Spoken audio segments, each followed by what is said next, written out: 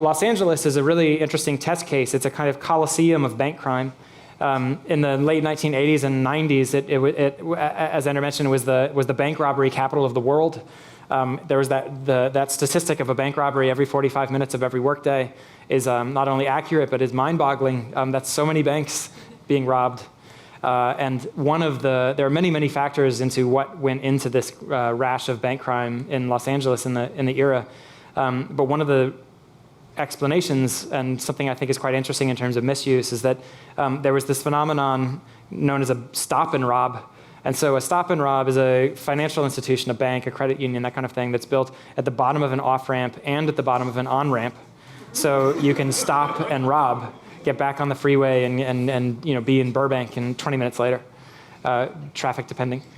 But so the notion then that, of course, the transportation engineers in the 1960s were building freeways, they were being celebrated by architectural writers like Reiner Banham as this new sort of vernacular experience of space in the city of LA, but in fact they're driving over a kind of three-dimensional bank crime tool, a burglary tool, that was the size and shape of the city's freeway system.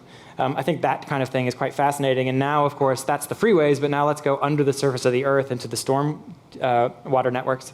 So at the height of all this bank crime in 1986, and this is one of my favorite stories in the book, there was a still unsolved crime that became known as the Hole in the Ground Gang.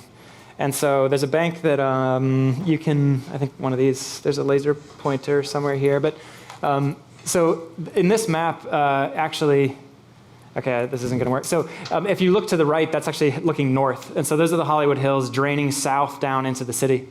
And amidst all of that, at the corner of Sunset and Spalding, there was a bank. It's now a town agency. But over the course of May and June of 1986, the bank employees began to notice all these strange things occurring. They started noticing weird electrical effects. The telephone systems would short in and out. The lights would turn on and off. The Muzak would turn on at really odd moments. They'd hear sounds that would then go away. They would call the police and say, there's something happening in the bank, like, could you please come sort it out? But they would inspect the vault. Alarms would go off, but nothing was happening. There's no one in the vault. There's no evidence of tampering. And so the police dismissed it as a large rat. But the bank employees began to think of it as a poltergeist, which I think is interesting for at least two reasons. One, which is that it was still only 2 or 3 years after the movie Poltergeist came out. But also, I love the fact that it seemed more believable to them that the bank would be haunted by the supernatural figure than that there might be burglars trying to get in from below, which touches back again on that notion that burglars are almost these supernatural presences in the built environment. So what was actually happening was that a crew of individuals who are assumed in retrospect to have been men. Burglary and bank crime is a relatively, not universally, but a relatively firmly gendered undertaking. But their knowledge of the storm sewer network by following the old streams that came down out of the Hollywood Hills that would then drain down through the old valleys of Los Angeles, they've now been culverted and canalized and turned into the tunnel networks that extend for miles and miles in this labyrinth beneath the city, eventually go all the way down, in this case, to Bayona Creek. And then Bayona Creek then drains down into the Pacific Ocean. They knew the series of storm sewers so well, and you can see in these really beautiful schematic diagrams that are available on the internet, if you have nefarious things in mind. But they knew it so well that one of the FBI theories actually was that the team might have been disgruntled water and power employees, that their knowledge of the city was such that they just decided to put it to more lucrative use, so to speak, and take advantage of the fact that they knew that in Los Angeles, A is connected to B through this sort of filigree of tunnels that we don't see or even necessarily think about, and that if you control the sewers, you can effectively you can control the banks from below. So what was happening was that they were driving a group of Suzuki four-wheelers, which are really no narrower than the actual tunnels themselves. So you've got these individuals hunched over Suzuki four-wheelers driving into the darkness of Los Angeles night after night after night for, I think it was about 3 or 4 weeks while they were building a side tunnel. And so you can see in this photograph, which is actually a photograph of a photograph, which was shown to me by a retired FBI agent named William J. Rader, who's a really great guy who I really enjoyed meeting, but also his claim to fame, was that he was the guy who was shadowed by Keanu Reeves when they made the movie Point Break. And so Keanu Reeves and Bill Rader spent a couple weeks together fighting crime in Los Angeles.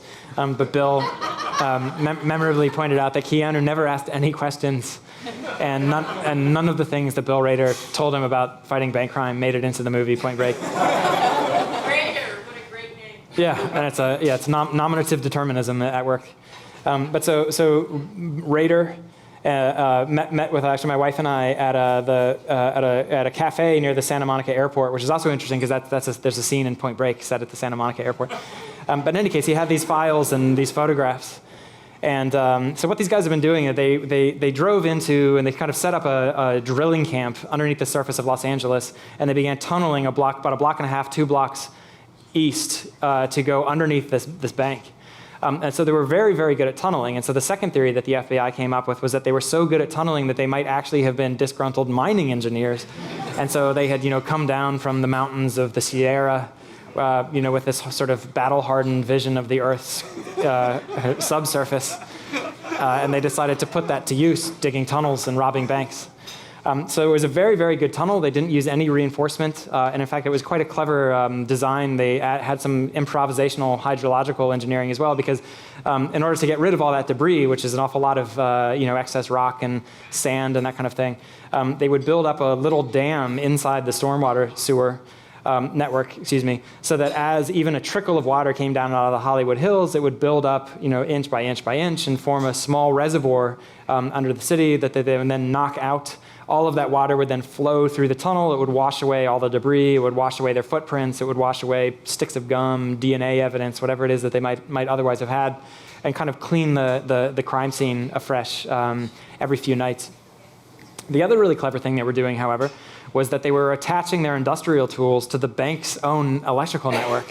And so, like a kind of electrical jellyfish, they were tapping up into the dangling wires and cables that controlled the bank, which is, of course, in retrospect, that makes sense of why the bank employees were hearing Muzak at 9 o'clock at night, why the telephones were shorting out. It was not a poltergeist, it was the bank people, or the hole-in-the-ground gang splicing in from below.